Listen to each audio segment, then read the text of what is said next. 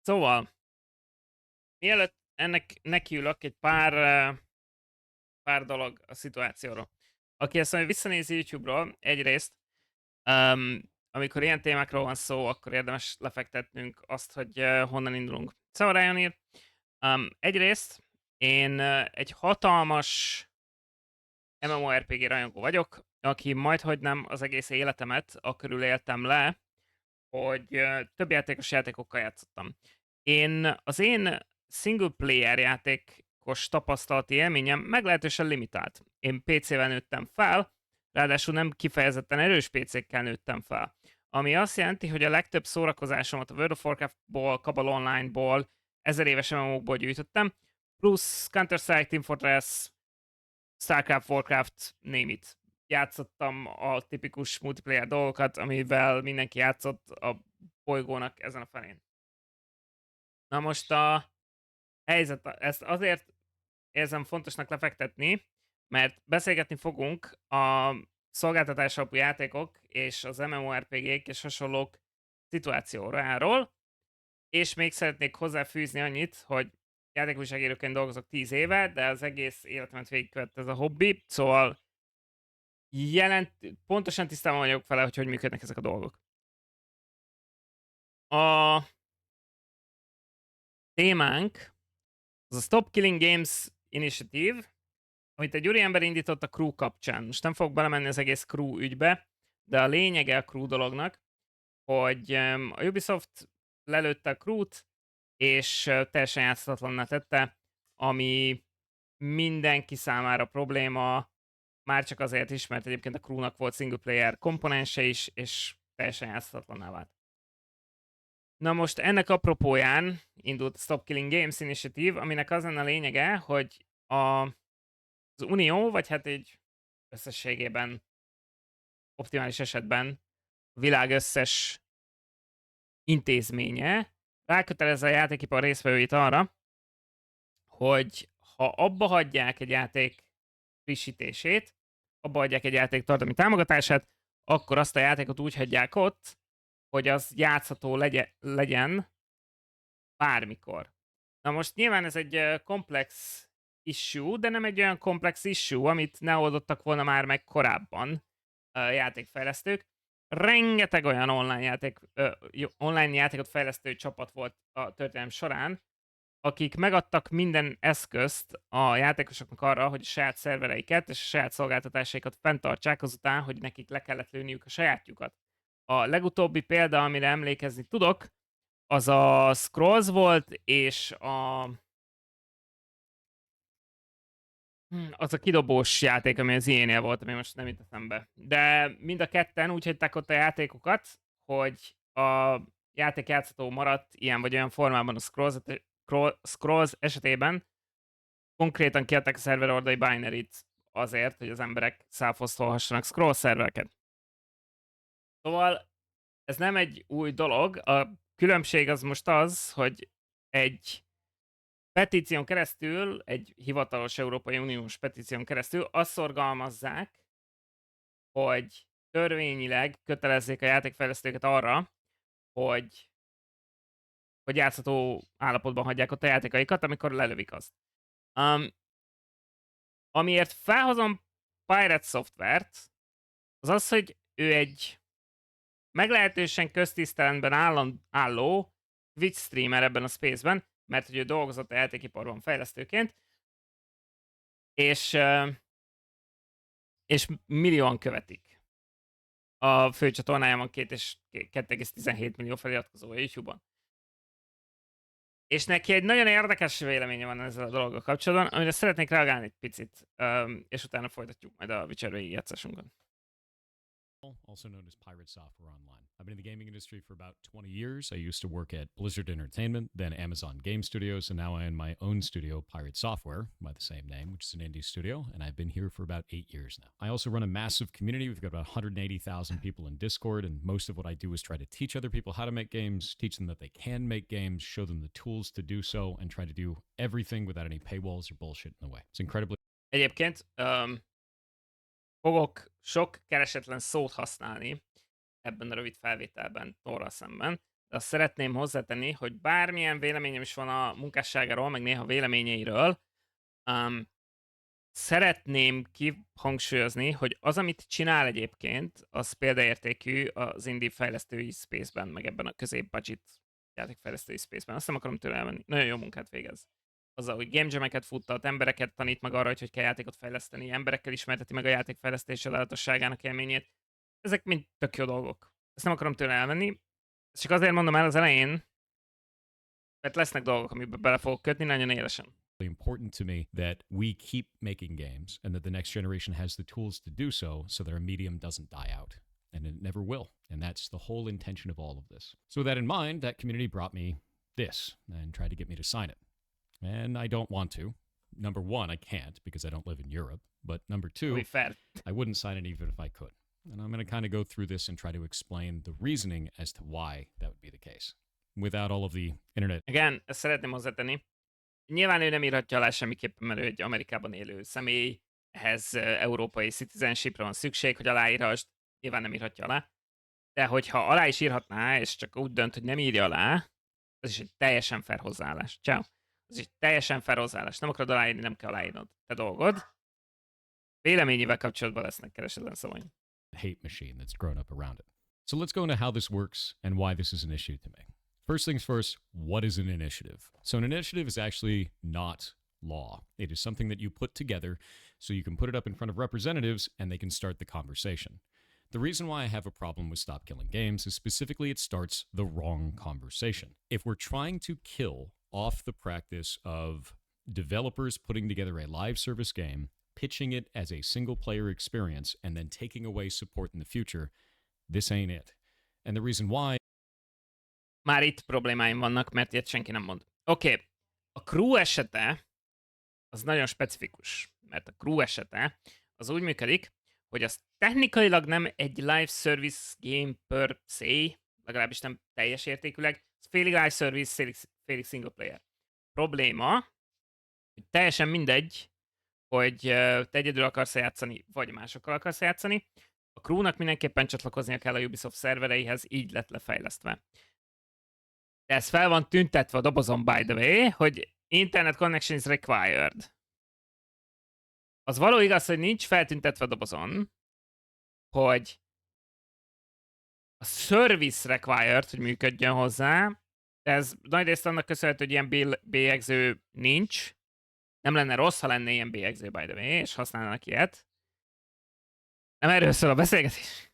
Is specifically on this initiative. Under its own description, it says, this initiative calls to require publishers that sell or license video games to consumers in the European Union or related features and assets sold for video games they operate to leave said video games in a functional playable state. Specifically, the initiative seeks to prevent the remote disabling of video games by the publishers before providing reasonable means to continue functioning of said video games without the involvement from the side of the publisher. Yes. This isn't always possible in all video games. Ez nem igaz. De ezt lefordítom azoknak, akik nem beszélik olyan jól az angolt, hogy mi van ebben a szövegben. A szöveg azt tartalmazza, hogy azt szeretné szorgalmazni ez a kezdeményezés, hogy minden játékot, amit forgalmaznak az Európai Unióban, azt kötelessége legyen a kiadónak úgy otthagyni a fejlesztés végeztével, hogy az játszható maradjon, akkor is, hogyha a kiadó nem akar vele csinálni semmit a jövőben. Nem akarja támogatni, nem akar hozzá tartalmat gyártani, nem akar hozzá frissítéseket csinálni, nem akar vele csinálni semmit, le akarja lőni a szolgáltatást, akkor is úgy kelljen otthagyni a játékot, hogy az játszható maradhasson a vásárlók vagy a letöltők számának.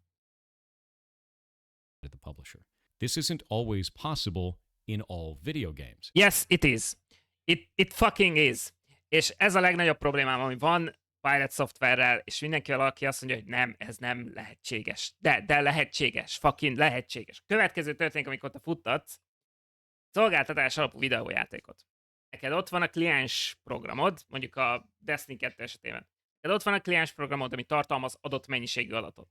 Általában ezek a kliensek, amit tartalmaznak, azok 3D-s modellek, voice line-ok, cutscene-ek, textek, az alkotó elemei a játéknak. Ami a szerver oldalon van, az gyakorlatilag egy egy fordítási, egy metodika, ami fogja azt a rengeteg dolgot, ami ott van a te kliensedben, és összerakja azt egy olyan formában, hogy az játszható lehessen, és interaktálható lehessen közted a játékosok és a világ között. Ezt csinálja a szerver oldal. Viszont a szerver oldalon is fut ám egy program, amit fucking ki lehet adni. Olyan nincs, hogy nem megoldható. Mert a szoftver, ami ott fut, azon a fucking serverblade-en, az szándékosan úgy van megcsinálva, hogy az át lehessen rakni egyik serverblade-ről a másikra, mert a szerver struktúra növekszik, csökken, átrendeződik, új szerver kerül be, ezt ki kell dobni, azt helyettesíteni kell. Ezek a szoftverek, amik a szerver oldalon futnak, ezek szándékosan úgy vannak megcsinálva, hogy portolhatóak legyenek. De ki lehet adni a szerver oldali szoftvert.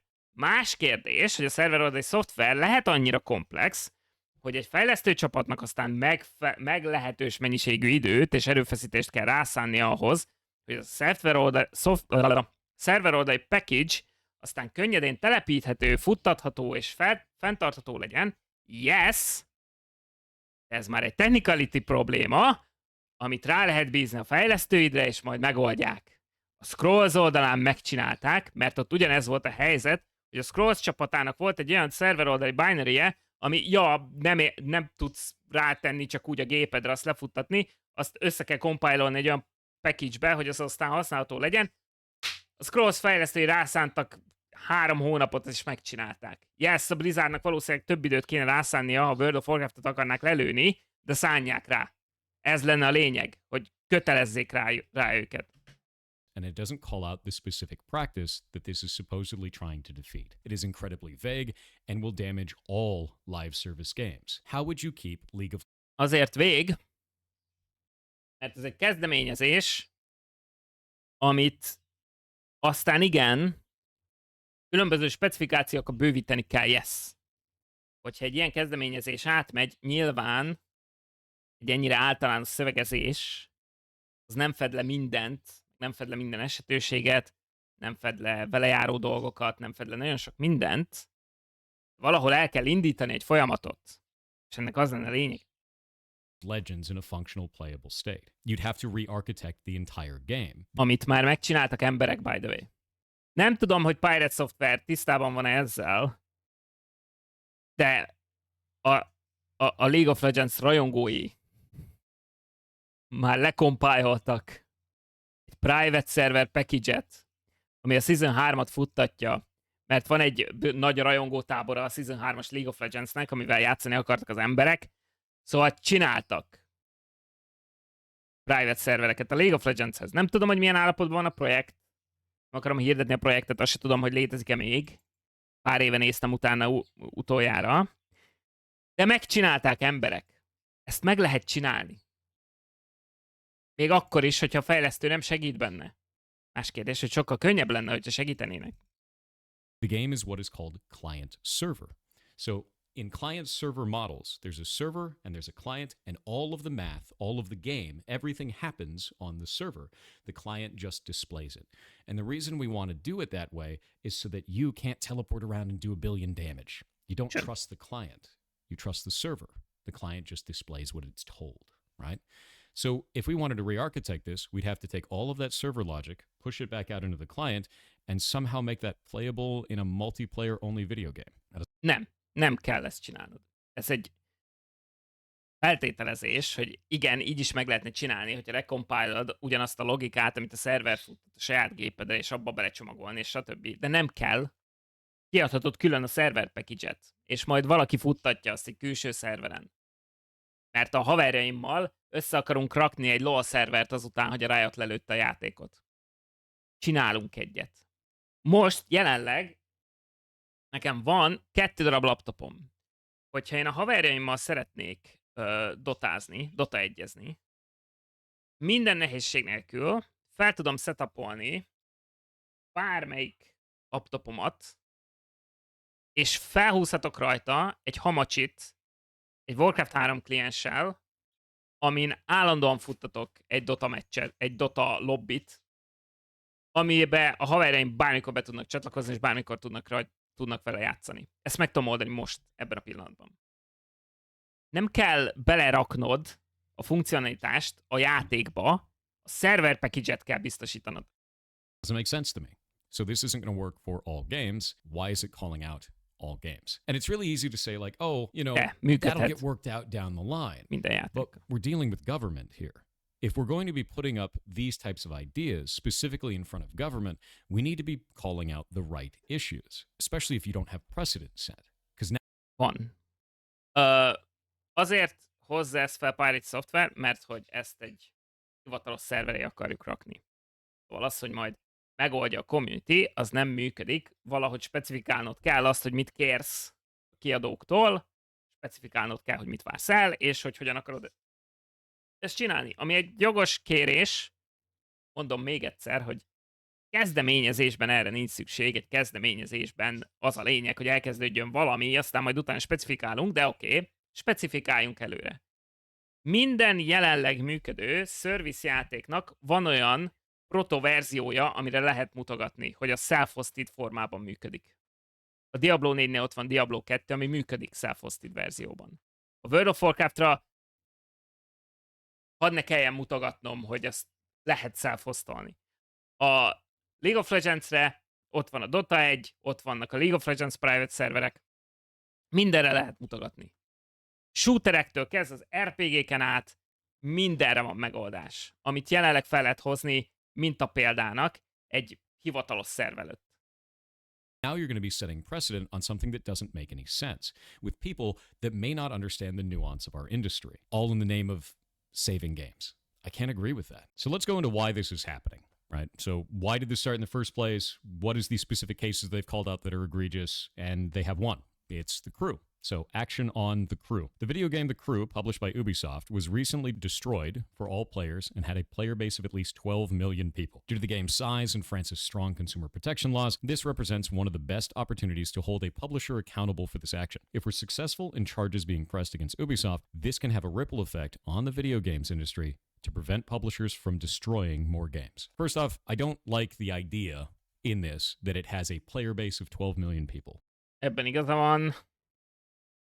Ezt átfogalmazhattuk volna. Nyilván ez a petíció, ez úgy íródott, hogy nagyon sok érzelem meg lelkesedés volt mögötte, szóval ennek fényében egy kicsit feljátsszuk a dolgokat, mert nyilván nincs 12 milliós player base a crewnak, sose volt, ever. De volt 12 millió vásárlója. Az egy más kérdés. That is not how long-running games work.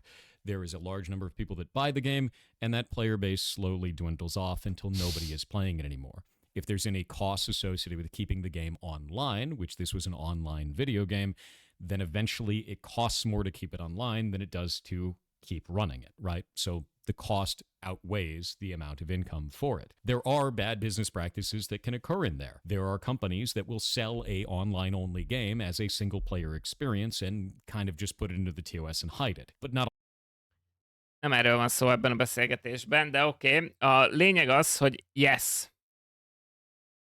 Ezen is sokan fenn vannak akadva, hogy miért lőnek le játékot.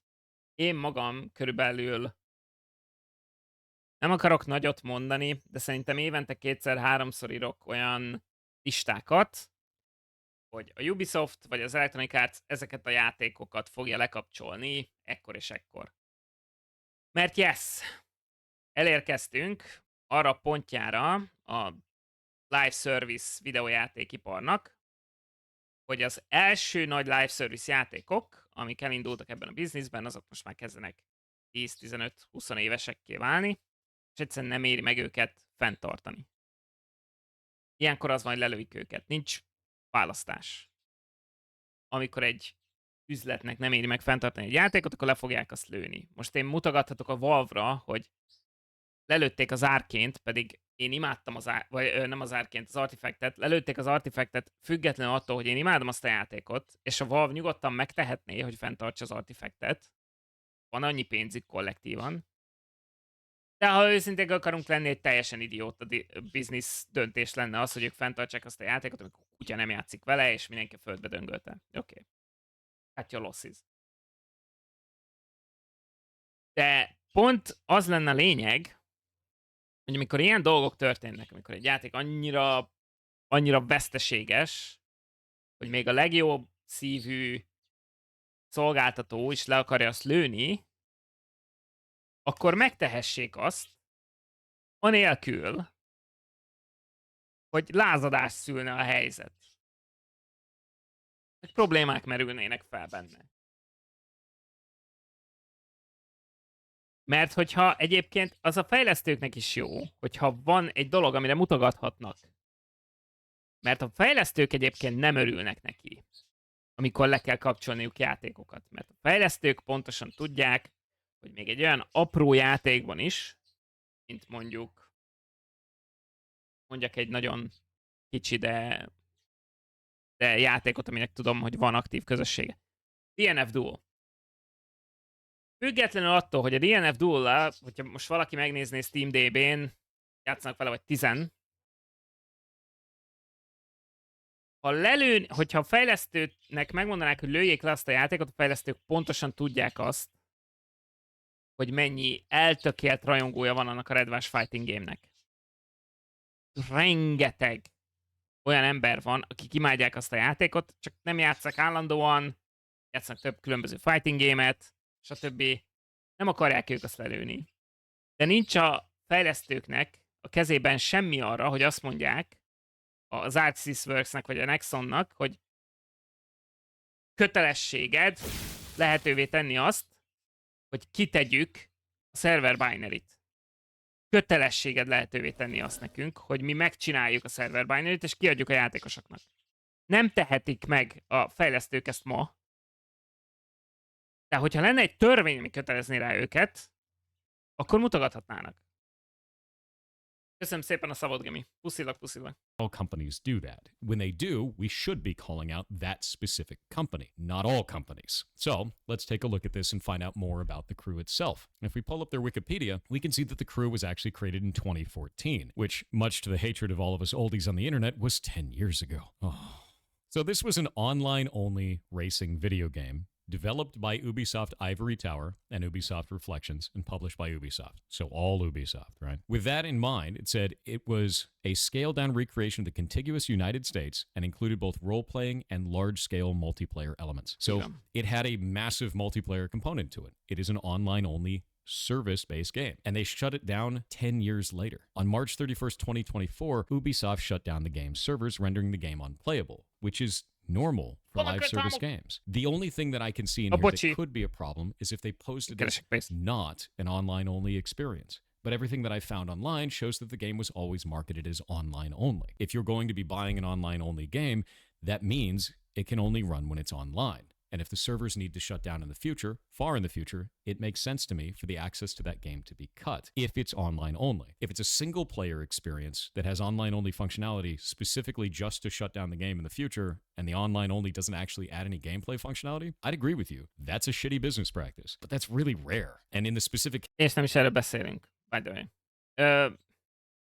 Nem akarok kivágni jeleneteket, nem akarok átpörgetni jeleneteket Tor videójából, azért, hogy ne vádaskodhasson senki, hogy cherry-pickelek dolgokat.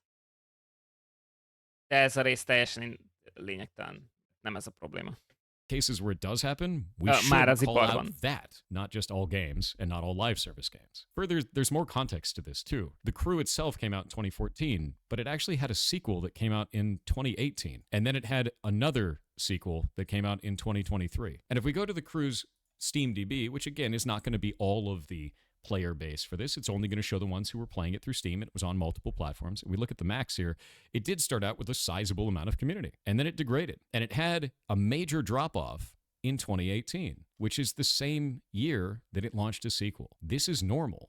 When a sequel comes out, a lot of the player base, if the sequel doesn't suck, will move over to it. And then the servers effectively die. You can't run a live service game on this few players.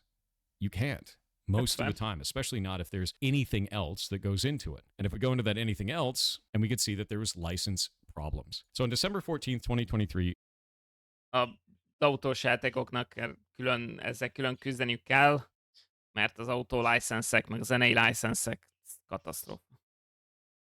Ubisoft delisted the crew and its expansions from digital platforms, suspended sales of microtransactions, and announced that the game's servers would shut down on March 31st. So they gave them 3 months. Usually I would say, hey, 6 months is probably a better deal, but if they're going to do 3 months, they're going to do 3 months. The only thing that I'd be interested outside of that is if there was a contractual obligation to do more than 3 months and they didn't follow it, if it was in the terms of service or not, citing upcoming server infrastructure and licensing constraints. What were those licensing constraints? Well, it turns out that all of the cars in the game were licensed from the car companies. Oh, and yes. a 10-year running game likely means that they had license to them for 10 years. And that means that it would likely reopen for negotiation. Now, understand that's speculation, but I've seen this type of a deal many times Ja, in ez the industry általában így szokott működni szépen. while I've been working in it. So it's not unlikely. If you're going to have to renegotiate on a game that has so few players and is not turning a profit anymore, you're probably just going to forgo the renegotiation. And if those servers are aging, you're not going to want to recreate that infrastructure. And No. there are some people that'll say, well, just make it all single player. Well, I've explained that that doesn't make any sense in the first place. If you're making it all single player, you'd have to carve off all of that, and it's developer time and money. When you already have sequels out and the game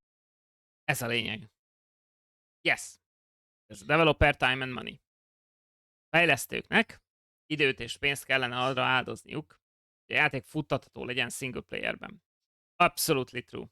Pláne, hogyha nem az a célod, hogy csak kiad a binary-t, és futtathatóvá tedd a szerver oldalt Joe Runnernek, aki az otthoni 486-osán akarja self-hostolni a crew szerverét, akkor pénzt és időt kéne fetszelned abba, hogy leupdate-ed a clientet egy olyan állapotba, hogy az működjön server connection nélkül. Ugyanakkor ez a lényeg. Ha lenne egy fucking törvény, ami kötelezi a kiadót arra, hogy a játék lelövése után elvégezze a szükséges munkálatokat ahhoz, hogy ez megtörténjen, akkor nem ülnénk itt, hogy erről beszélgessünk, és ki nem szarja le azt a pénzt Ubisoftnak, elik rá. És van elég fejlesztőjük, hogy felupdate-eljék a kliens oldalt. Rohadt unalmas meló lenne, ami eltartana 3-tól 6 hónapig, de meg lehetne csinálni. game has basically no players left anyway, it makes more sense to just move on. I don't find that to be a problem from the developer perspective, and I understand that people find that to be a problem from the player perspective. These are two different ideologies, and that's okay to have two different ideologies. I just won't agree with it. Szóval Thornak az a megoldás, hogy hát nem értünk egyet, és egyébként nem a developereknek van problémája ezzel. Again, nem a developer dönti el, hogy ő most le akarja compile-olni a binary-t, vagy nem. Kiadó dönti el, hogy megengedi a devnek, hogy ezt megcsinálja, vagy sem. Biztos vagyok benne, ha most besétálnék a Ubisoft irodájába, és megkérdezném, hogy lenne kedved neked összerakni úgy egy crew update-et, hogy a crew utána játszható maradhasson single playerben, akkor biztos lehetnél benne, hogy a több száz alkalmazottjuk között találnék legalább 10-et, aki nagy örömmel megcsinálna ezt a játékosoknak. A kiadó nem fogja fizetni azt a munkát. Viszont ha lenne egy törvény, ami fucking kötelezi a kiadót rá, are we getting the point now? Because I understand the burden that puts if we raise that problem in the way that we are right now. If you try to tell me that every studio needs to run their live service game indefinitely or not want to run one at all, then no one's going to run them. And we're going to miss out on adventures like Final Fantasy XIV. Senki nem mondja even though I don't play anymore, League of Legends, or any other live service game. Any of them. You're talking... A japánoknál ez általában nem szokott probléma lenni, mert amikor egy japán MMORPG fejlesztő, akik egyébként tradicionálisan szeretnek nagyon sok sztorit pakolni az MMORPG-kbe, amikor egy japán high quality, AAA quality MMORPG fejlesztő lelövi az MMORPG-t, akkor általában csinálnak egy olyan verziót, amiben át lehet élni a sztorit. Konkrétan ez történik most a Dragon Quest 8-szal. Mert a japán kiadók nem teljesen seggfejek, és értik, hogy ebből még akár pénzt is lehet ám csinálni. Everything, like even phone games, as funny as that is. A lot of people don't realize that phone games require online-only activity. What about things like Pokemon Go? What about stuff like Monster Hunter Now? What about any of these? we'd never get any of them. And that's why I think this needs to not be vague. Le lehet kérni a szerver oldali binary-t. Oké. AR játékoknál egy kicsit más a helyzet, mert azok a Google Maps-ből táplálkoznak, és vannak privacy problémák is, az egy más kérdés. Again, egy kezdeményezés, aminek a részleteit majd kidolgozzák emberek, akik nagyon kényelmes székben ülnek, nagyon sok pénzért. Needs to be specific about the business practice it's trying to defeat, which is specifically companies that are doing this under the guise of it being a single-player game, but adding online-only functionality that is not necessary and doesn't add any gameplay elements. That's the problem. Nem So now erről we're gonna go beszélünk, to és nem ez Ross, a probléma. otherwise known as Accursed Farms, the creator of this initiative, and one of the ones that's pushing it the most online. I'm going to let him say exactly why he thinks that this will go through very easily and why it is important, and then I'm going to tell you why I don't agree with it. Jaj, ez... Law in the EU? Yeah, it might be. Now, it's not a guarantee, but I think if we get the signatures, this passes. Why do I say that? Well, it's a few factors. Ez egy naív elképzelés egyébként, hogyha megkapjuk a megfelelő mennyiségű aláírást, akkor ez át fog menni. Nagyon sok naív megjegyzés lesz a következő 5 percben. Politicians like easy wins, and this doesn't require them to do much at all. And unless it involves gambling or protecting children, politicians generally don't care about video games. So this isn't of big consequence to them or most of their Először is a feltételezés az, hogy ez nem lenne nagy meló, bevezetni egy ilyen szabályozást, és kötelezni kiadókat arra, hogy csinálják, amit csinálniuk kell, az nem olyan egyszerű, mint amilyennek rossz gondolja. Ez nagyon sok időbe telik, és nagyon sok készfogásba telik, és lassú folyamat. Nem lenne könnyű, meg lehet oldani, nem lenne könnyű. I'm going to stop it there for a moment. The assertion that politicians just like easy wins, so this legislation will go through, or that politicians don't care about a multi-billion-dollar global industry, and that it doesn't matter to their constituencies, is incredibly absurd to me. I don't think this is the right direction at all for a movement like this. I think it's incredibly damaging, and it makes our entire industry look bad, both on the player side and the developer side. If we're going to be putting forward anything that may eventually turn into legislation, it should be passing because it's the right thing to do for consumers and developers, and that there's some kind of a middle ground, not just because it's an easy win and politicians don't care. This sets Nagyon sok hasonló beszélgetést folytatok emberekkel az életemben, mert nagyon sok hasonló ember van az életemben, akik szeretnek arról beszélni, hogy mert ez lenne a helyes, mert nem így kellene átolni egy törvényt, mert így nem helyes, és a rossz üzenetet küldi. Igazad van. Egy nem tökéletes világban élünk. Jó napot kívánok, ez 2024. Yes! Ez egy meglehetősen lenéző hozzáállás, és egy meglehetősen kellemetlen hozzáállás a politikához, hogy majd azért fog átmenni, mert könnyű átvinni, meg azért fog átmenni, mert a politikusokat nem érdekli a játékipar. Csúnya dolog ezt mondani? Yes. De ez a valóság. Üdvözlöm Önöket 2024-ben, a politikusokat lófasz nem érdekli, csak az, amiből directly profitálhatnak. Ebből valamelyest profitálhatnak, nem... Rossz egy kicsit túl gondolja azt, hogy mennyire profitálnak egy ilyen dologból a politikusok, de valamelyest profitálhatnak belőle a politikusok. A másik megjegyzése Thornak, hogy ne érdekelné a politikusokat egy ekkora ipar. Nem érdekli őket. Még azt sem tudják, hogy Hollywoodban mi a fasz történik. Amíg valami olyan dolog nem történik Hollywoodban, mint amilyen a Hobbit eset volt, hogy Új-Zélandon konkrétan megállt a Hobbit gyártás az ottani lázongás és demonstrációk és egyebek miatt, addig senki le se szarta, hogy a Warner oldaláron mit csinálnak abban az országban. Függetlenül attól, hogy mennyi pénzt termelhetnek a Hobbit filmek. Senki le se szarta, mi történik addig, amíg táblák nem repültek, és amíg az emberek megtagadták, hogy bemenjenek a Hobbit forgatására. Addig senki le se szarta a dolgot. A játékiparban senki le se szarja, hogy mi történik, addig, amíg 69 milliárd dollár nem forog kockán egy hatalmas felvásárlás esetén, vagy amíg a gyerekek gambling addikciója probléma körbe bele nem futunk, a lootboxokkal és egyebekkel. Minden más leszarnak. A Valve-ot 3-szor vagy 4-szer, 3-at vagy 2-t mutattam, 3-szor vagy 4-szer próbálták beperelni különböző antitrust gyanúk és monopólium gyanúk miatt. Feltételezem, hogy egyikőtök se hallott ezekről a próbálkozásokról, mert fucking nem mennek sehova. És nem bántani akarom a Valve-ot, nagyon szeretem a céget, alig várom, hogy vegyek egy Steam Decket. Volt egy 180 fokos fordulatunk az elmúlt pár hónapban. De nem foglalkozik a politika a játékiparral at all. At fucking all.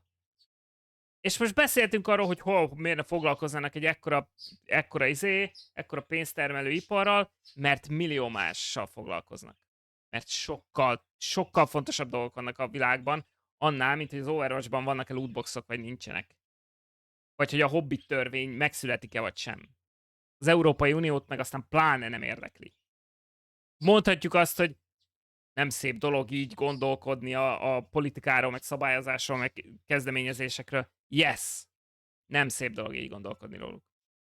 Ez a valóság. Jó reggelt kívánok! Us off on a completely wrong foot. EU law is already unclear on a lot of this practice anyway. And that's dangerous. If we're going to be setting precedent, which could change the way that law works all the way down the road, then we need to be sending the right message. This is sending a vague message that doesn't cover the actual...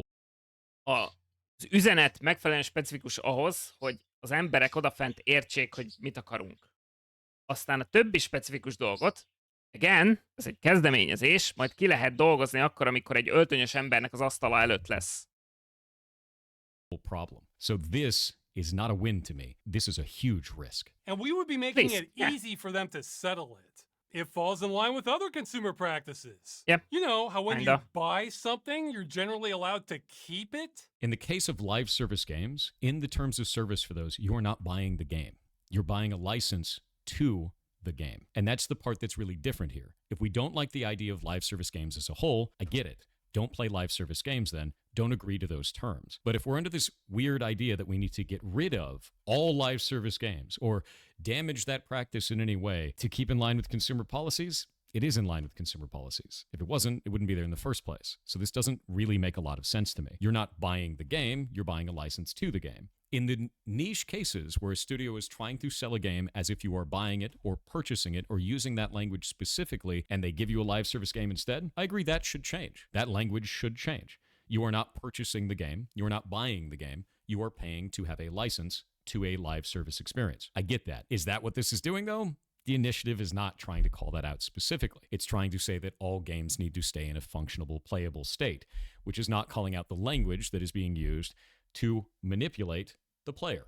Hát nem erről van szó. Szóval, kb. Elmondja, hogy igen, mert amikor rossz felhozza azt, hogy minden más terméket, amikor megveszel, ezt megtarthatod. Ez egyrészt nem igaz, by the way. Ez, amit rossz így kimondott, ez nem igaz. De másfelől valamelyest igaza van Thornak abban, hogy yes, ahogy jelenleg árusítanak videójátékokat, not exactly tiszta az, amikor te veszel egy dobozos Destiny 2-t, megveszel egy World of Warcraft dobozt, nem is tudom, szerintem már nem is árulnak dobozos kiegészítőket World of Warcrafthoz, hogy csak nem a expansion gyűjtői kiadását veszed, de amikor olyan játékokat veszel, dobozosan vagy digitálisan, teljesen mindegy, amik jelentősen az online infrastruktúrára támaszkodnak, az nem igazán nem teszik azt rá a dobozra. Nem teszik rá a dobozra azt, hogy te nem megveszed a játékot, hanem te egy jogot veszel arra, hogy játszhass a játékkal. Ami két teljesen különböző dolog. Igen, szükség lenne arra, világ minden táján, hogy ezt sokkal jobban tisztázzák a különböző játéküzletek, hogy igen, amikor te veszel egy World of Warcraftot, egy Guild Wars 2 kulcsot, egy Destiny 2 kulcsot, egy stb., akkor így teleplaszterelje az arcodat az Epic Games Store, vagy a Steam, vagy az ArenaNet oldala, vagy bármi, hogy ez a játék, ez egy teljes egészében online infrastruktúrára támaszkodó játék. Ha az online infrastruktúrát ilyen-olyan okokból le kell kapcsolni, akkor a hozzáférésed ehhez a játékhoz megszűnik. Igen, ezzel tele kellene pakolni a képernyőt, akkor, amikor te fizetsz ezekért a játékokért. That's true. Ugyanakkor Thor teljesen figyelmen kívül hagyja azt a részét, hogyha megtennéd ezt, tegyük fel, hogy ideális világban megtörténne minden alkalommal. Tegyük fel, hogy még a Fortnite is, ami egy ingyenesen játszó játék, még annál is telepakolná a konzolod a képernyőt azzal, hogy igen, te letöltötted a kliens, de a kliens csak feljogosít arra, hogy használd a játékot, arra nem jogosít fel, hogy a végtelenségig játszhass vele, hogyha meg kell szüntetnünk a szolgáltatást, akkor meg fog szűnni a szolgáltatás, és nem fogsz tudni játszani vele. Telepakolhatod ezzel a képernyőt, de ha 2 órával később John Epic Games úgy dönt, hogy a Fortnite már nem termel elég pénzt, és a játék nem fog üzemelni 2 órával később, mert lelövik a szervert, attól még ugyanannyira eltűnik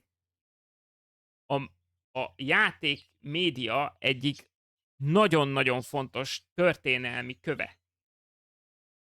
A gyereked ugyanúgy fog bőgni a PS5 előtt, hogy miért nem tud játszani. A gyakorlati probléma nem szűnik meg azzal, hogy jobban figyelmezteted a vásárlót. Yes, jobban kellene figyelmeztetni a vásárlót, és ez 100%-osan igaz, de nem ez a lényeg.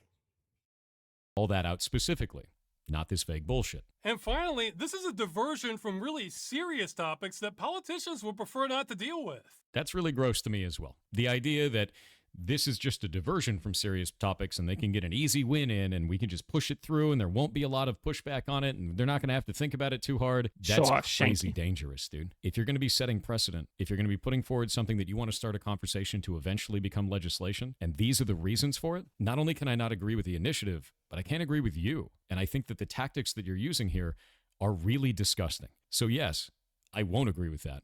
And I won't agree with Ross. There's no... Okay. Again, szemantika. Csúnyán fogalmaz, yeah. Kicsit degradáló az egész nyelvezet, yeah. Kicsit mocskos a dolog, yeah. Welcome to reality store. Politika így működik. Tetszik, nem way tetszik. around that. I think this is gross. To sum it all up, no, I will not be supporting the initiative Stop Killing Games. You're not going to change my mind on it because I find this language to be incredibly vague and damaging to the rest of our industry. I think that it will be bad for both developers and players down the line in the way that it is currently written. Starting a conversation that doesn't get to the core. A developereknek több munkája lenne vele, yes, amit valószínűleg nem feltétlenül élveznének. That's true. Így is alul vannak fizetve, krónikusan alul vannak fizetve. És az, hogy krónikusan alul vannak fizetve a fejlesztők, azzal kezdeni kell valamit. És jó munkakörülményeket kell nekik biztosítani, és stabilabb álláslehetőségeket kell nekik biztosítani, és nagyon sok mindent csinálni kell ahhoz, hogy a devek jobban érezzék magukat a munkahelyükön. De az egy teljesen másik probléma. Az egy gyökér probléma, amit yes, meg kell oldani, de ettől függetlenül erre szükség van. Of the issue is both wasted time and leads to potentially bad outcomes. So, if we want to talk about this, let's talk about the actual bad business practices. In the case that a studio is making a live service game and they sell it to you as a product, they say that you are purchasing the game or you are buying. Thor, this is not the issue. This is not the issue. The fucking issue is that if Blizzard tomorrow decides that serving up World of Warcraft doesn't worth it for them anymore, then they can push a button and one of the biggest historical video game of all time goes dark. And nobody can force them to give out the fucking binaries. That's the issue. Not this fucking bullshit. Yeah. A félre marketingelés az probléma. De az egy teljesen más probléma. The game, when in reality you're actually purchasing or buying a license to that game. Teljesen más we probléma. should be fighting about that. That needs to go away. Szerintem inkább ezzel kéne foglalkoznunk. That they are purchasing a... Fucking... Szerintem meg több pénzt kellene fordítanunk a betegségkutatásra, I guess. Most akkor kezdjünk el vitatkozni, hogy ki szerint inkább mivel foglalkozzunk, bro. license, not buying a game. And the reason that we have those licenses in the case of client-server interactions, like we had before, we're talking about client-server games, is so that they can ban you when you cheat at them. They revoke your license. That's why they revoke your license, to protect the gameplay of every other player that you're impacting when you cheat at these games. That needs to exist, but it needs to be better informed to the player at time of purchase. So I agree on that. This doesn't bring that up, though.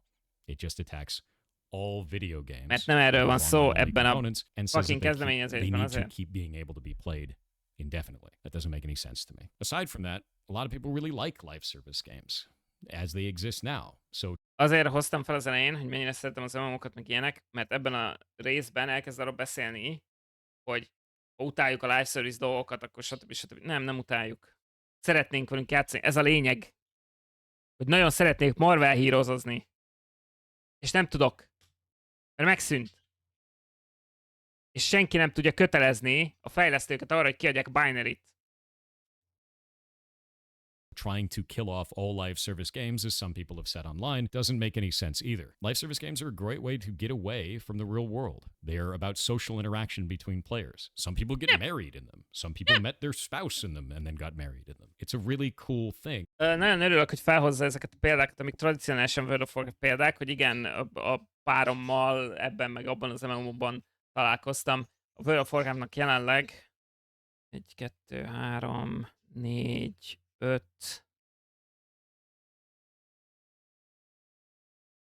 6, 7, az utolsó kettőt így kérdőjelesbe tudjuk jelenleg emulálni. 7 különböző verzióját tudjuk jelenleg emulálni. Nem azért, mert a Blizzardot rákényszerítették arra, hogy kiadja binary-t, hanem azért, mert a rajongók újraépítették a szerver oldali programot. Mindegy. For a point in time in which you're having that social experience. And to destroy that just because you don't like them is very weird. I don't think that makes a lot of sense to me. I also don't think it makes sense the way that Ross is posing this as why it's going to pass. I think that's incredibly inflammatory and could lead to a lot of damage to both what he's trying to stop and to games as a whole. To say that the government just doesn't care and this is an easy win and we're going to get it through is disingenuous. You're talking about a multi-billion-dollar global industry. To think that the government isn't going to be meticulously looking through this and looking for flaws and holes. Nem néznek át rajta. Nem. Ha rendszeresen olvasnál dokumentumokat, perekről, meg kivizsgálásokról, amiket az EU is, meg az amerikai kormány is, meg mindegyik rendszeresen otthagy, és évekig nem hallasz róluk, mert le se szarják, akkor tudnád. Nem érdekli őket. Addig, amíg valami akkora bizniszről nincs szó, mint a 69 milliós felvásárlás az Activision Blizzardnak, addig nem szólnak bele semmibe. Is absurd. So I don't think that's honest at all. And És még a 69 milliárd dolláros felvásárlás is úgy ment át, hogy jó, itt mossunk kezet ezzel, ott mossunk kezet azzal, ezt ígér meg, azt mehettek a francba. I find it disgusting. So for everyone who's mad about that, fine. Be angry about it. I'm not going to change my stance on that because I can't agree with this, both as a dev and a player. I see the danger involved, I see the vagueness in the language, and it doesn't make sense to me. If we want to fight for better conditions for players, then fight the actual problem. De nem ez az actual problem, amit felhozol újra és újra. Becsukom az ajtómat.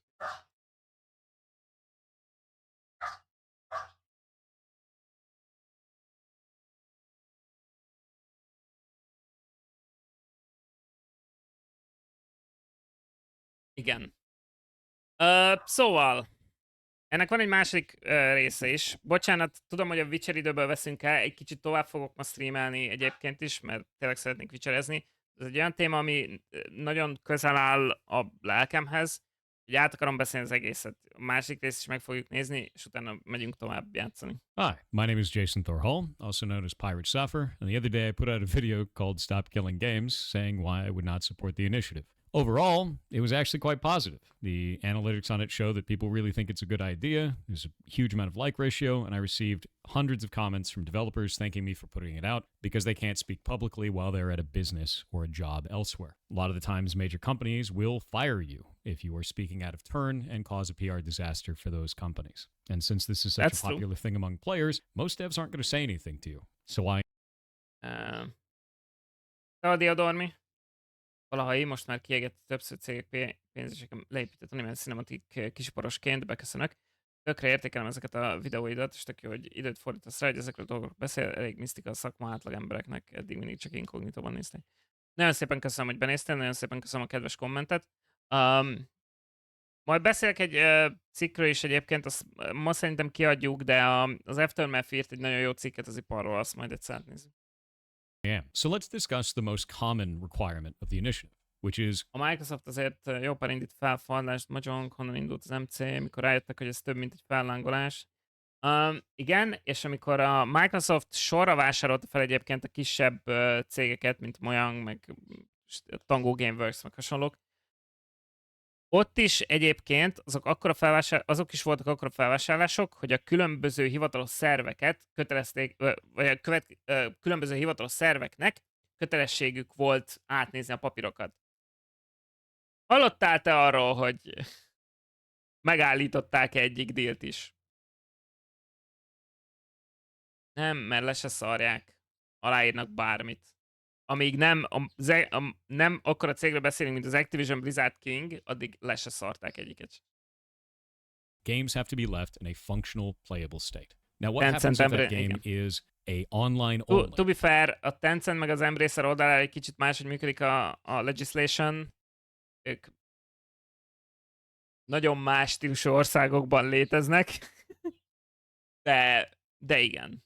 Ott se szólt bele kormány. Live service game. Well, if you want that to stay in a functional, playable state, that means the devs have to release either server binaries or somehow carve off the game to be a single-player experience now. Some way to keep it functional and playable, right? Now, many of you are requesting, yes, I should get the server binaries so that I can go and make private servers for this. But that doesn't make a lot of sense in the real world. And the reason why is because it leaves developers open to abuse. So let's explore that a little bit. Let's say that you made your own video game, and you made a... Amit most el fog mesélni, az technikailag igaza lesz. Majd ha végére értem monadójának, akkor elmondom, hogy miért ótvaros baromság. Live service game. Maybe it's an MMO, maybe it's something else, right? And let's say that I want to... Ja, egyébként, hogyha nem lett volna nyilvánvaló, én már láttam ezeket a videókat, a teljesség kedvéért játszom le őket, hogy senki ne támadhasson azzal, hogy cherrypickelem a vitapontjaimat. Szeretném, ha lemenne mindkét videó, és mindenkinek végig tudjam mondani mindenhez a mondókámon. Monetize that game, but you don't allow monetization of the game by any other party. This makes sense because most creators don't allow for that. You can't just take someone else's art and profit off of it. Oh, sorry. Normal, right? So then I go, well, how am I going to force you to do this? Under this initiative, you would have to release the server binaries or keep the game in a functional, playable state at end of life. So I hit you with a ton of bots. I hit you with a ton of exploits. I attack your community. I destroy your Reddit. I go after your business. I go everywhere that I possibly can to make this cost as much as it possibly can for you. And it's not hard to do this. We saw the exact same thing happen in TF2 recently. The massive amount of bots that were attacking the game. This is not infeasible. This is something that is very easily attainable today. And let's say that this goes on long enough that your game dies because you can't afford it anymore and your studio has to shut down. At end of life, you now have to release those server binaries to keep the game in a functional, playable state. At which point I take those, I create a private server, and I monetize it. And some people have said... Oké, szóval, amit elmagyaráz, az az, hogyha törvényileg kötelezzünk játékkiadókat, folyamatosan a developereket hozza fel, de nem a developerek hozzák ezeket a döntéseket. Again, kiadókról beszélgetünk. Tököm tele van, amikor a developerekre hivatkozik, mert a kiadók döntik el ezeket a dolgokat, de oké, fair.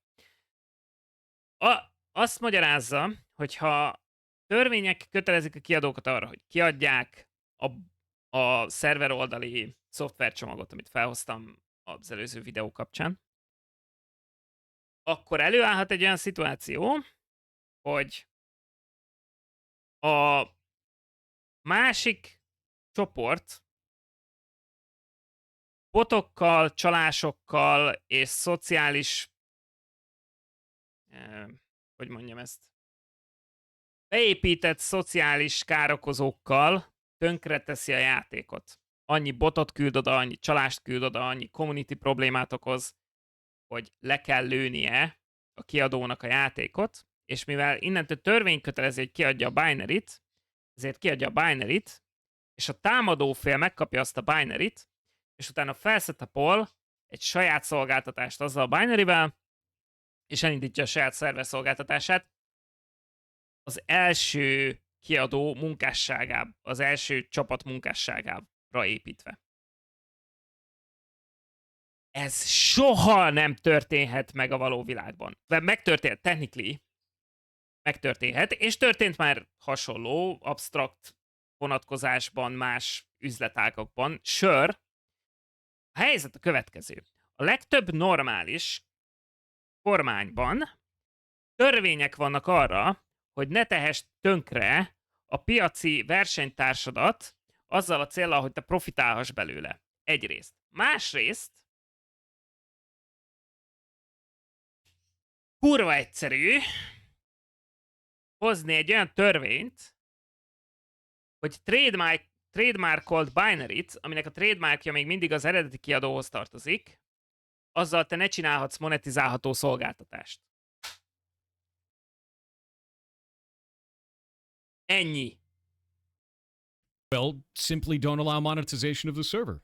Well, who's going to enforce Ja, that? németben. If you want a government initiative to enforce that, that means the government has to build a registry of all of those games and all of that intellectual property They already have one. that shouldn't be monetized, and then somehow enforce that with no one owning it because those studios have shut down. Ezért problémázok azon, hogy állandóan a stúdiókat emlegeti a publisher helyett. A publisher az, akinél a trademark van. A publisher az, akinél a binary jogok vannak. A publisher az, akinek kötelező lennie kiadni a binary-ét magánhasználatra. It's going to be a massive burden. On top of that, if you want to go the other route and say the company has to go and control it, well, what if the company's not around anymore? Is that just able to be monetized now? Again, Yeah. Hogyha az eredeti kiadó nincs már bizniszben, megszűnt teljes egészében. Sure. Who cares? Attól a ponttól.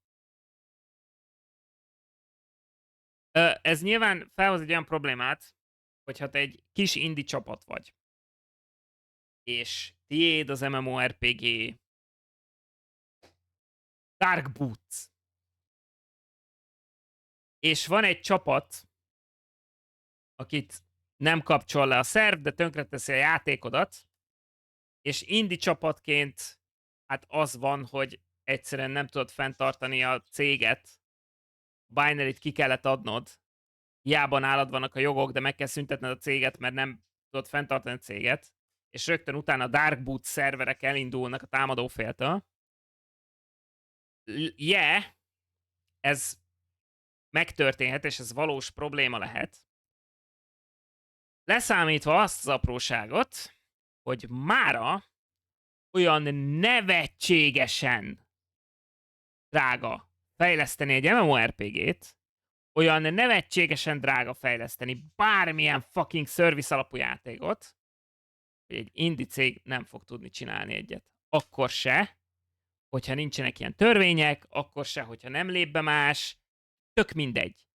Bármilyen service játékot, ami szerverre épül, bármilyen service játékot, ami a kiadó infrastruktúrájára épül, bármilyen service játék, ami MMO, vagy shared world shooter, vagy akármi, olyan kurva sokáig tart építeni, hogy realisztikusan ez a szituáció nem állhat fenn, hogy egy indie legyen átbaszva ezzel. Mert egy indie csapat nem fog tudni felépíteni egy ilyen szolgáltatást. At all. this was obtained through abuse of the original creator. I don't think that's a good route. And this scenario gets even worse if you do allow monetization. Because now I can just kill off your company and then monetize the server and no one will ever come after me. Now it's even more of a problem. So Ami nem probléma, mert ezt azonnal, ez lenne a legelső törvény egyébként, amit bevezetnének egy hasonló kezdeményezés kapcsán, hogy ne lehessen monetizálni. monetization of this work is strictly worse. And for those of you out there that say, oh, this can be done right now, I could just destroy your studio and take your stuff anyway. Yeah. You could, but this allows a route for it to be legal to do so. That's the problem. Nem, lehet szabályozni, úgyhogy ne legyen legális. Ezért mondtam azt, hogy amikor majd a kezdeményezés megy valahová, és oda kerül ténylegesen döntésképes emberek elé, akkor majd a részletek ott kidolgozódnak. Mert ezek azok a részletek, amik egyébként nem a mi feladatunk. Ezek azok a részletek, amiket nem nekünk kell eldöntenünk, hanem a törvényhozóknak. After putting this out publicly and talking to people about it, this specific scenario on both YouTube and Discord and Reddit and a bunch of other locations, I got a couple of takes back. We're going to start with the most extreme position and kind of go from there. So, in the most extreme, people said live service games shouldn't exist at all, and the initiative will kill them off for good, and that's a good thing. Well, you don't get to define what players get to play or not play. You also shouldn't be able to get to define what developers build or don't build. You should not have creative control over the developers, and you should not have control over what is in my Steam library or on my phone. That doesn't make any goddamn sense. Aside from that, the initiative does not purport to kill live service games. It would just make it incredibly difficult to build said games and add a lot of risk to it, which is why I'm bringing all of this up and why I Igaza van, hogyha egy ilyen törvénykezés hatályba lép, bármilyen caveatokat teszel hozzá, bármilyen részletezést teszel hozzá, tök mindegy. Ja, hatalmas kockázat lesz live service játékokat építeni, és practically tényleg csak a legnagyobb cégeknek lesz rá lehetősége.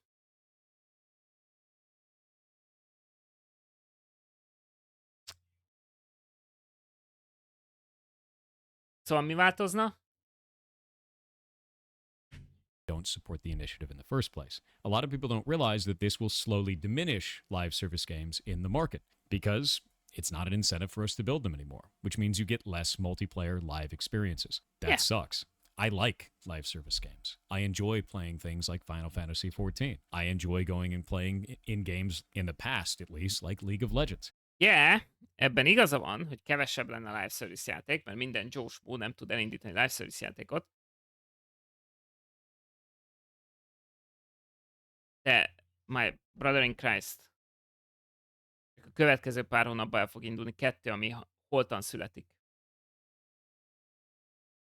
A Concord most érkezik, amit én nagyon élvezek, de pontosan tudom, hogy fél év múlva le lesz lőve. Ha csinálsz hozzá egy dedikált szerverkeresőt, király, akkor túl fog élni, és akkor addig él, amíg akar. Addig, amíg direkt server connectionre épül, addig meg fog halni. És millió ilyen service játék van. Csak az elmúlt 5 évből, amik elindultak, kutya nem játszik velük, lelövik fél évvel később. Mobil játékoktól, AAA quality megjelenésekig a Babylon Fall-t fel kell hoznom. Most igen, valamelyest szűkebb lesz a tér, de közben meg jelentősen átgondoltatnál kiadókkal azt, hogy felépítessék a Redfall-t egy olyan csapattal, aki soha a büdös kurva életben nem épített egy service játékot, és aztán belebukjon. These are games that are live service. They require a live service to run. And you shouldn't be able to take that away from people. És a Last Epoch-ot tudod játszani akkor is, hogyha a fejlesztők becsődölnek. Van benne offline game opció.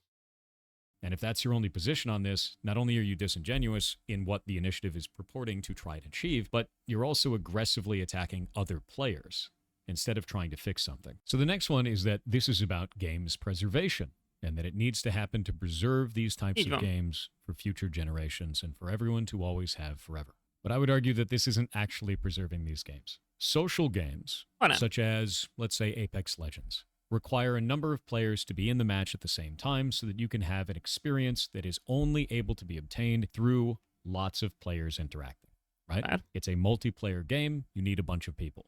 How many of you have felt negatively when an MMO dies or when a live service game dies? Oh, dead game. There's only 5 people online. Why would I play that? So why would you want to preserve a game in that state? That doesn't make any sense to me.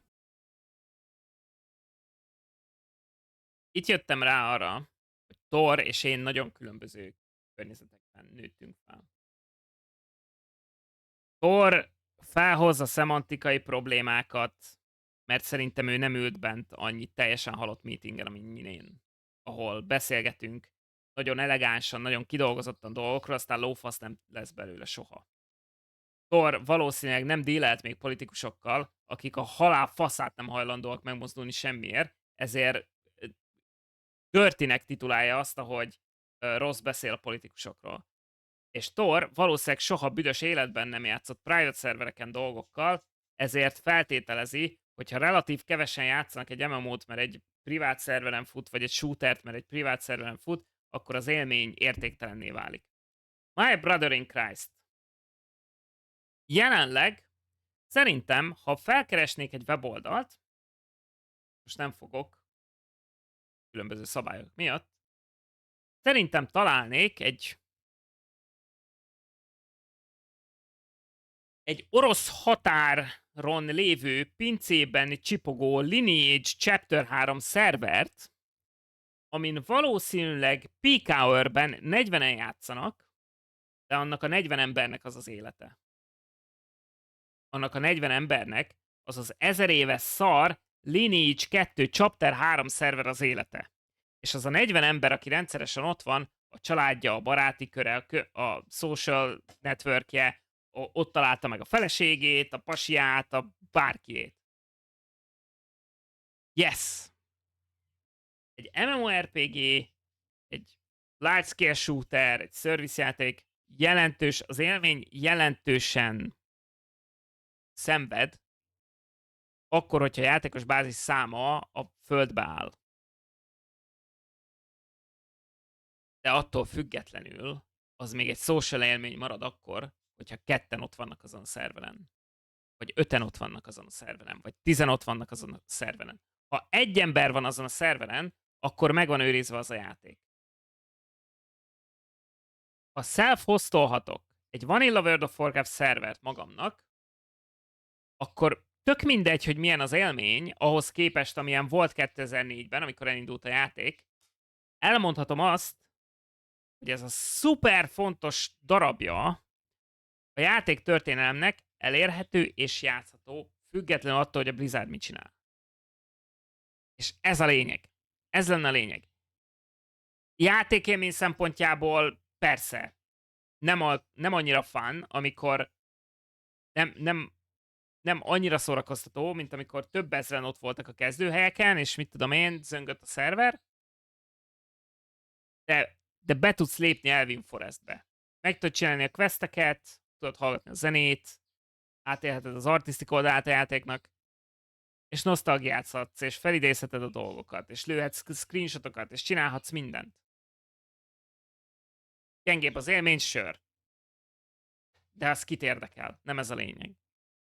You want to take down these live service games, put them up on a private server, and then play it with a couple of people. You're not bringing it back at its height. You're not taking a snapshot of what the game actually is. You're making it limp on in a way that doesn't make any sense. Ezt mondom. Én garantálom neked, kedves Thor, és bárkinek, aki látja ezt a videót, és hasonló véleménye van, mint Thornak, nincs ma olyan dedikált Lineage 2 játékos az official szervereken, aki annyira szereti azt a játékot, vagy akkora megszállottja annak a játéknak, mint azok a srácok voltak, akik 30 fős orosz szervereken nyomatták azt a játékot napi 12 órában. Nincs. Ezért mondom azt, hogy valószínűleg nagyon mások a tapasztalataink a PC gaminggel. That's not preservation. And for those that may stop there and go, but private servers going to have a lot of players. Look at all the ones for World of Warcraft. Again, we talked about that.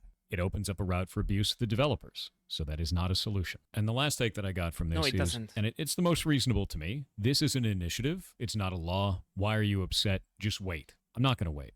And the reason I'm not going to wait is because I see the start of this conversation not making sense. It's not including the actual developer side of the conversation. It's not showing the trials and problems that this could arise inside of the gaming industry for people who are actually making the games you play. I don't have any reason to be quiet about that. And many other developers aren't going to be able to speak on this. As I explained before, it's really easy to lose your job if you're working at a major studio and try to speak out of turn on something like this, especially with something people are so passionate about. Doesn't make any sense to stay quiet. And it also doesn't make any sense to wait until it's in a different form when I see that it has so many problems with the language as it is currently written. I should be able to be talking about this. Yeah, in fact, I should be talking about this. I am a content creator specifically that is a game developer that has worked in this industry for 20 years. This is my wheelhouse. This is what I do. So for those who are calling for me to just be silent and sit in the corner, no. With all of that being said, I do think there's... Ezzel is kezdtem, nincs bajom Thorral. elmondta a véleményét, mondja el a véleményét, nem fogom azt mondani, hogy maradjon csend, ez baromság. Mondja el. Most It's a consumer protection thing that we can fix here. It's just not really what kurvára the nem initiative is értünk about. egyet, de I mondja. think that if you're going to buy a live service game, you shouldn't be told you're buying the game. You shouldn't be told that you're purchasing the game. You should be told explicitly that you are purchasing a license to Sure. that game. The reason why Nem ez is a because probléma, that de license sure. needs to be revoked anytime that you are cheating at the game and damaging the play experience of other players. While this is written in the TOS and the EULA, it's usually not clearly defined at point of sale. Or they throw a Fontos, giant amit. TOS in front of you and it doesn't really do anything because people skip past it. If at point of sale it says specifically, there's specific language stating that you are either leasing or purchasing a license or anything along those lines, that you're not actually buying the game directly, I think it would go a long way to informing consumers of what they're doing and protect them from some of these business practices that they didn't realize they were engaging in. That makes a lot more sense to me than force all developers to leave the game in a functional, playable state. And that's about it. That's all I really wanted to talk about with this. I hope that's clarified some things for some of you and some of the dangers that this can cause as it is currently written. If you're still mad about this, not much I can do about it. Outside of that, I'm going to be gone fair. for the next 4 days, so if you expect me to Oké. Végignéztük Pilot Software véleményét. Ami engem illet, az én véleményem mindig is ez volt. Az én véleményem ez volt, mióta lelőtték a Tabula Rasa szervereit, valami, nem tudom mikor lőtték le a Tabula Rasa szervereit, valami Tabula Rasa az 2007-ben indult, azt hiszem 2008-ban már le is lőtték a szervereit. Nekem azóta az a véleményem, hogy add ki a szerver oldali klienst. Mindez a sallang, amiről itt beszélgetünk, szövegezési szemantika, milyen business practice-ek jöhetnek elő ebből a dologból, hogy compile-olod le a szerver oldalt, jedi. Ez mint smoke. Beszélgetés valamiről, aminek semmi értelme.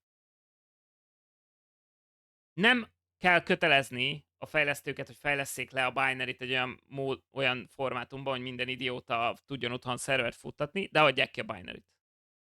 Tök mindegy, hogy milyen formátumban adják ki. Kiadhatják egy olyan formátumban, amit 10 developer fog érteni a fejlesztő stúdión kívül. De garantálom neked, hogy aznap este, amikor kiadod azt a binary-t, az a 10 ember már dolgozni fog azon, hogy letranslate-elje egy olyan formátumra, hogy már hoztolhassa a szervert a rajongóknak. Adjátok ki az eszközöket a communitynek, és kötelezzék a kiadókat arra, hogy kiadják az eszközöket a communitynek. Onnantól kezdve, hogy hogyan specifálod a törvényeket körül, meg az antitrust practice-eket hogyan szabályozod, meg azokat csináltad, ahogy akarod, teljesen mindegy. Azt majd nagyon jól fizetett töltőnyös emberek, akiknek milliókat fizetnek havonta, majd eldöntik. Nekem biztosítsák, hogy amikor a Riot Games lelövi majd a League of Legends szervereit, mert nem éri meg őket fenntartani, akkor a Riot Games adja ki a binary-t. Mert a League of Legends egy olyan játék, ami gyökeresen megváltoztatta azt, hogy a casual játékos tábor hogyan csatlakozik online játékokhoz. Gyökeresen megváltoztatta az e-sport ipar működését. Vitatkozhatunk arról, hogy jó vagy rossz oldalra, teljesen független mindentől. Ezek olyan játékok, amik gyökeresen változtatták meg a játékipar irányát. Ha semmi nem kötelezi ezeket a stúdiókat arra, hogy feltakarítsanak maguk után, akkor fogják a pénzt, azt lelépnek. És egy hatalmas darabja a történelemnek oda lesz. Kötelezzék őket arra, hogy ezt ne tehessék meg. És innentől az összes többi részletet majd kidolgozzák az emberek. Ne kötekedjünk azon, hogy a szemantikája rossznak ilyen vagy olyan. Teljesen mindegy. Ez egy kezdeményezés, induljon, írjuk alá, haladjon. Aztán majd lesz belőle, ami lesz.